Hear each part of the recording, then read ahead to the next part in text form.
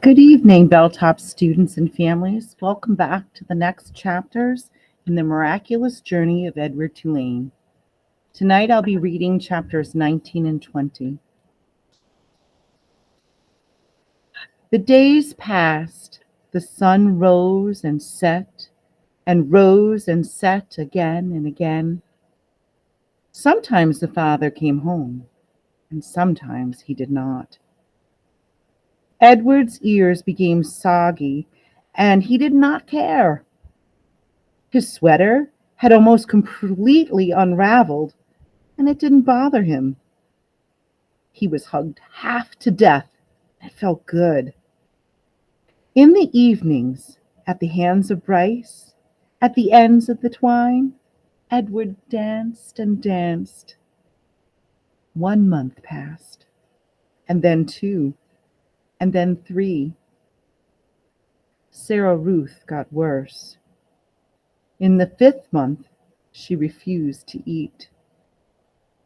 And in the 6th month, she began to cough up blood. Her breathing became ragged and uncertain, as if she was trying to remember, in between breaths, what to do, what breathing was. "Breathe, honey," Bryce stood over her and said. "Breathe," thought Edward, from deep inside the well of her arms. "Please, please breathe." Bryce stopped leaving the house. He sat at home all day and held Sarah Ruth in his lap and rocked her back and forth and sang to her. On a bright morning in September, Sarah Ruth stopped breathing. "Oh no," said Bryce. "Oh, honey, take a little breath, please." Edward had fallen out of Sarah Ruth's arms the night before, and she had not asked for him again. So face down on the floor, arms over his head, Edward listened to Bryce weep. He listened as the father came home and shouted at Bryce. He listened as the father wept. "You can't cry," Bryce shouted. "You got no right to cry. You never even loved her. You don't know nothing about love." "I loved her," said the father. "I loved her." "I loved her too," thought Edward. "I loved her, and now she is gone. How could this be?" he wondered. How could he bear to live in a world without Sarah Ruth? The yelling between the father and the son continued. And then there was a terrible moment when the father insisted that Sarah Ruth belonged to him, that she was his girl, his baby, and that he was taking her to be buried. "She ain't yours," Bryce screamed. "You can't take her. She ain't yours." But the father was bigger and stronger, and he prevailed. He wrapped Sarah Ruth in a blanket and carried her away. The small house became quiet. Edward could not hear Bryce moving around, muttering himself. And then finally the boy picked up Edward. "Come on, Jangles," Bryce said. "We're leaving. We're going to Memphis." Chapter 20. "How many dancing rabbits have you seen in your life?" Bryce said to Edward. "I can tell you how many I have seen. 1. You. That's how you and me are going to make some money. I seen it the last time I was in Memphis. Folks put on all kind of show right there on the Market Street corner, and people pay 'em for it. I seen it." The walk to town took all night.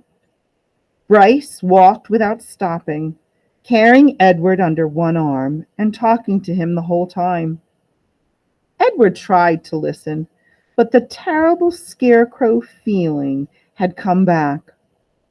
The feeling he had when he was hanging by his ears in the old lady's garden.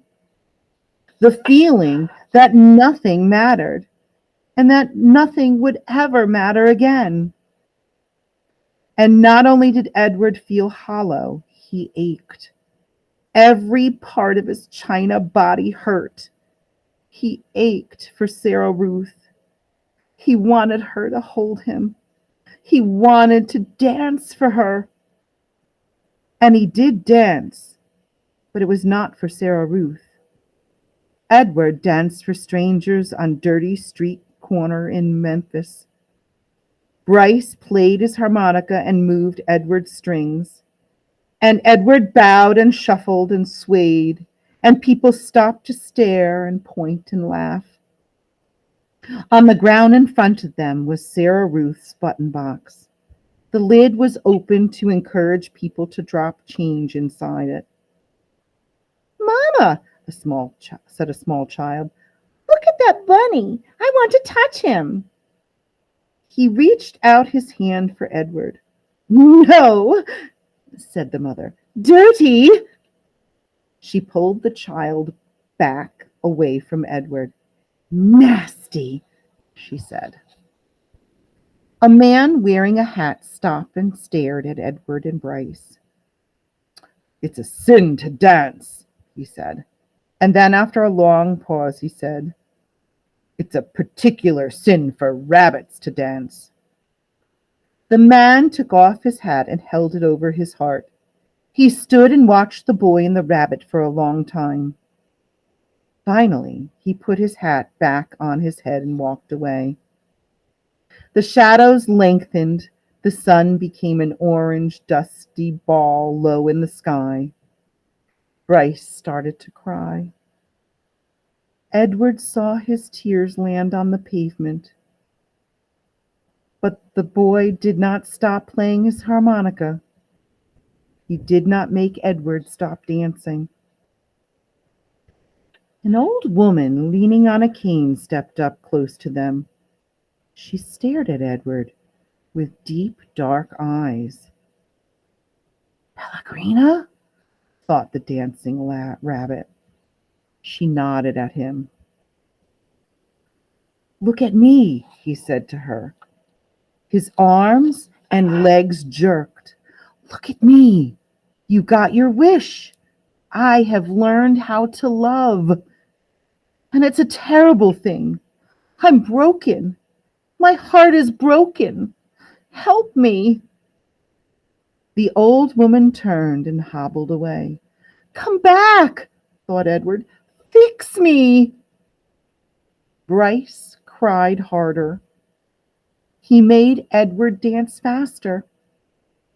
Finally, when the sun was gone and the streets were dark, Bryce stopped playing his harmonica. "I'm done now," he said. He let Edward fall to the pavement. "I ain't gonna cry anymore." Bryce wiped his nose and his eyes with the back of his hand. He picked up the button box and looked inside. "We got us enough money to get something to eat," he said. "Come on, Jangles." And that was chapters 19 and 20 in The Miraculous Journey of Edward Tulane. Read to you tonight by Dolly's mom. Hopefully you know who that is, so you can figure out who I am. Have a good evening.